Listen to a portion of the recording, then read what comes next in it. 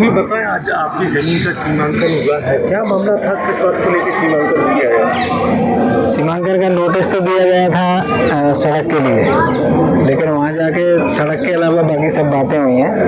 और पटवारियों की तो महिमा सबको मालूम है।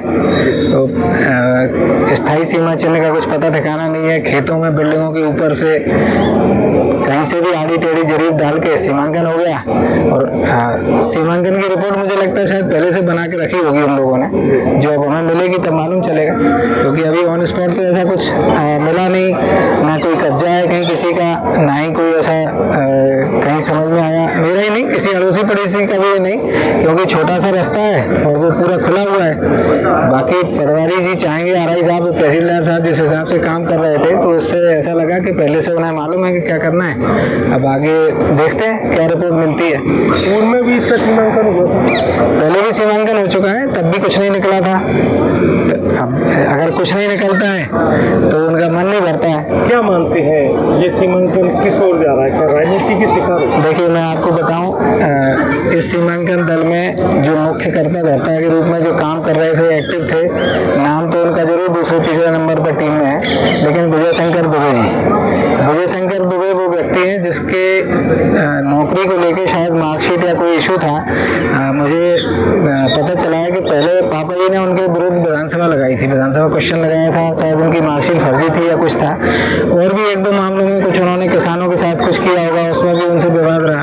वो हमेशा हमारे क्षेत्र में पिछले कई चुनावों में हमेशा से खुल के राजनीतिक रूप से हम लोगों का विरोध करते रहे। उसी तरीके से उन्होंने इसमें भी काम किया। मैंने माननीय कलेक्टर साहब को, माननीय तहसीलदार महोदय को, माननीय एसडीएम महोदय को, सभी को आवेदन दिया था कि आप इस टीम में से इनको ना रखें, क्योंकि ये व्यक्तिगत टसन वाले आदमी हैं, व्यक्तिगत दुश्मनी मान के काम करने वाले व्यक्ति हैं। बाकी आप कराते रहें, लेकिन ऐसा कुछ हो नहीं पाया, क्योंकि 2-3 दिन की छुट्टियां भी थी और तत्काल किसी ने कुछ किया नहीं।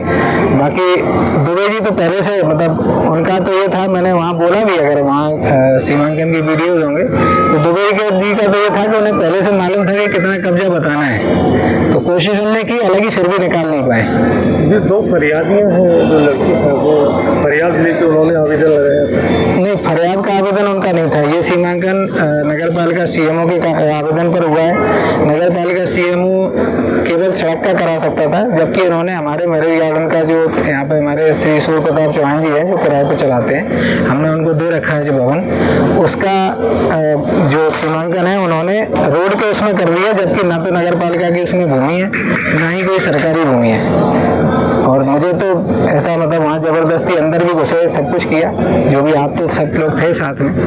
क्या मानते हैं ये सीमांकन किस ओर जाए? देखिए, विशुद्ध राजनीतिक सीमांकन है और आगे मुझे नहीं लगता कि पिछले 1-1.5 साल में जिस तरीके से राजनीतिक हमले हम लोगों के ऊपर हुए हैं या हो रहे हैं, उनसे कहीं कुछ किसी प्रकार का शक होगा कि क्या ये करने वाले हैं।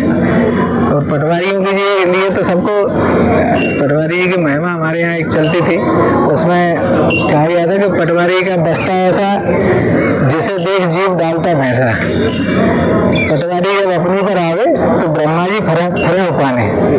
तो बस वही स्थिति है, वो तो जो करना चाहें वो करें। बाकी न्याय के लिए हमारे पास में न्यायालय है, तो हम आगे अपील करेंगे।